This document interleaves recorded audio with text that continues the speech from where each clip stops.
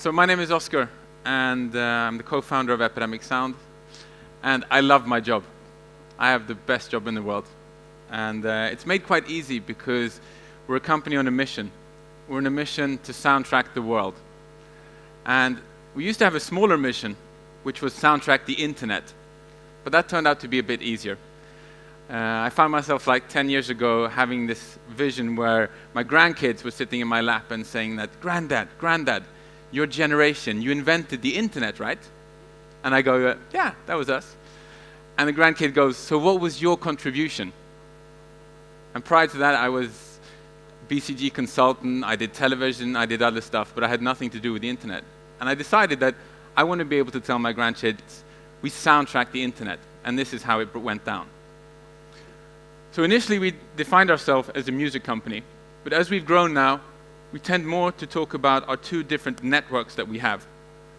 And we have two sides of our business. So on the one hand, we have our customers, and we call them storytellers. People subscribe to our service because they have incredible stories that they want to tell. We turned 10 this year, and we have over 1 million customers around the world.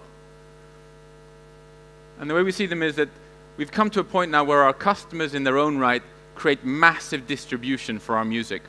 So our music just on online video platforms gets played 250 million hours every single month.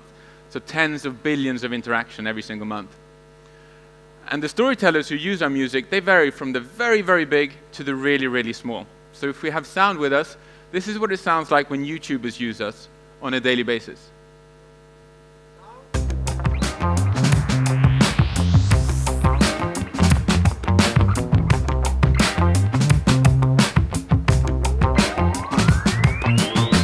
How do you feel? We got no mic on this, but I'm pretty cold right now. I can't feel my fingers. I can't feel anything. We are in the middle of nowhere in Sweden. We've been taking photos all day, getting a little bit of a...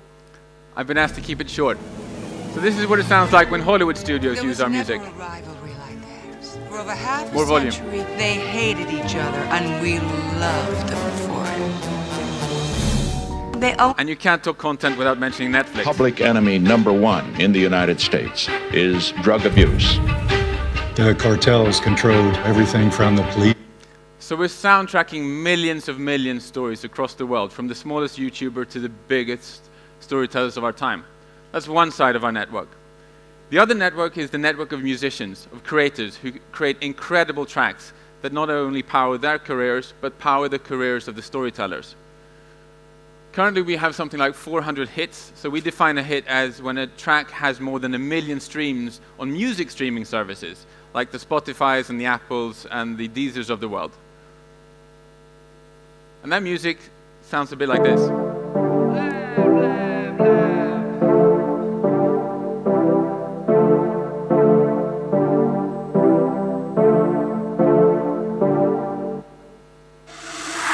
For the record, I'm done trying to make y'all comfortable.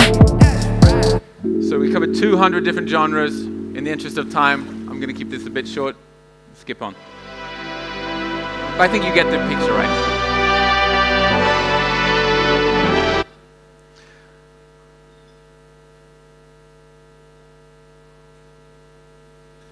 So how do we get to the point where we're more or less soundtracking the entire internet? Well, we reinvented stuff, and we identified two major problems. From a storytelling perspective, they wanted to be able to find great music to bring their stories to life. But this was made very, very difficult because there wasn't a legal model that worked. There weren't any products which scaled to the needs that they had. There wasn't any music that was adaptable that you could use in the visual stories that you wanted to tell. There was a financial transaction which didn't make sense. There was reporting which was really, really inhibiting. So the system didn't work, and so we re-engineered everything. We built a music industry of our own, where we didn't invite the PROs, the publishers, the traditional record labels, because using technology, we didn't actually need their help. The other side of the equation was looking at musicians. How would their lives change, and how can you make their lives much, much better? And we realized that people didn't want to be paid based on an album. You wanted to be paid based on a track that you wanted to make. You wanted a flexible contract. You wanted upfront payments. You wanted the opportunity to collaborate with other musicians.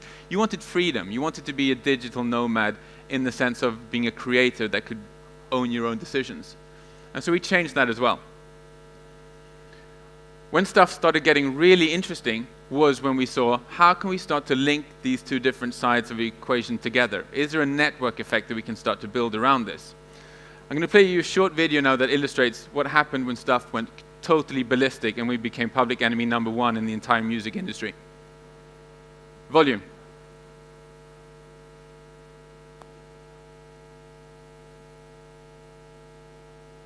Huh?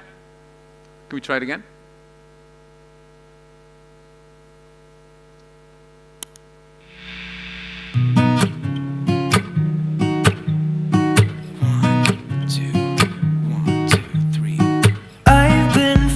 Small, watch the clock ticking off the wall.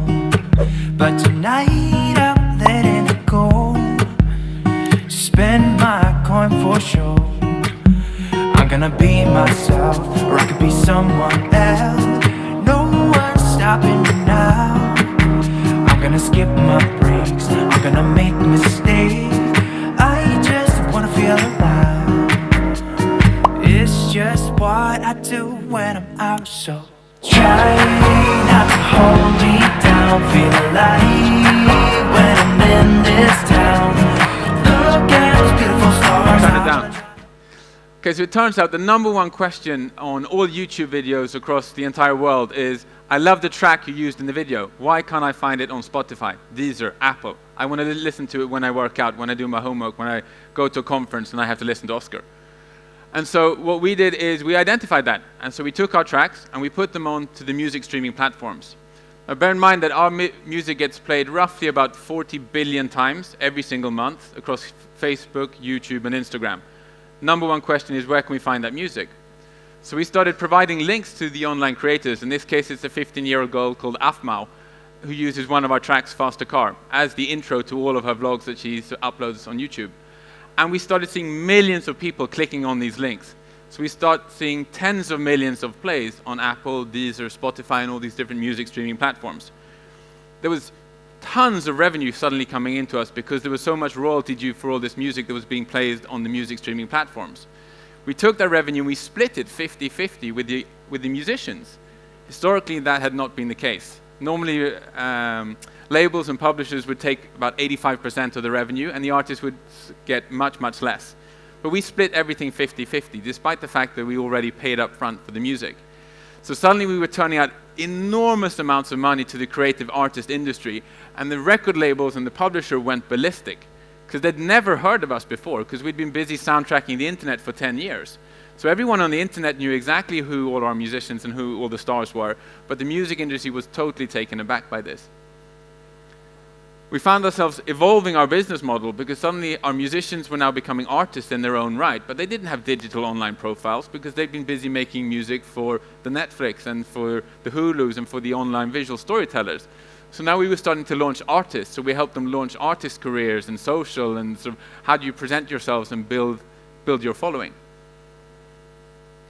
We're now at a point where we're looking at how do we balance these two networks?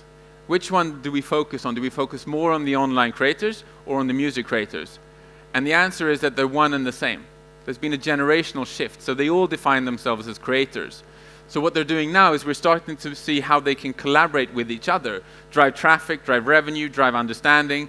And this is a short clip showing two of the biggest YouTubers within fashion collaborating with one of our musical artists and how they start making content together.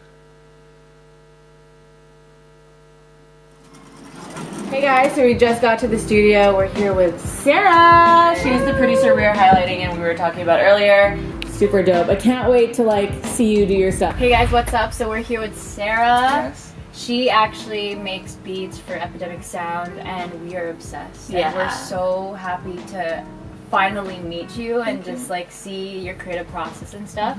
So we're gonna go make our own beat. Let's do it. It's called a Native Instruments Machine. Yeah. It's actually based from Germany, but I really like it because of the pads. That's them.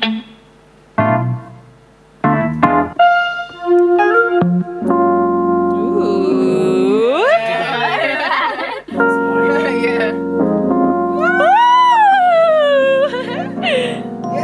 We're going to end on that note. Thank you for listening to me. I've spoken about Epidemic Sound, and we're soundtracking the world. Bye.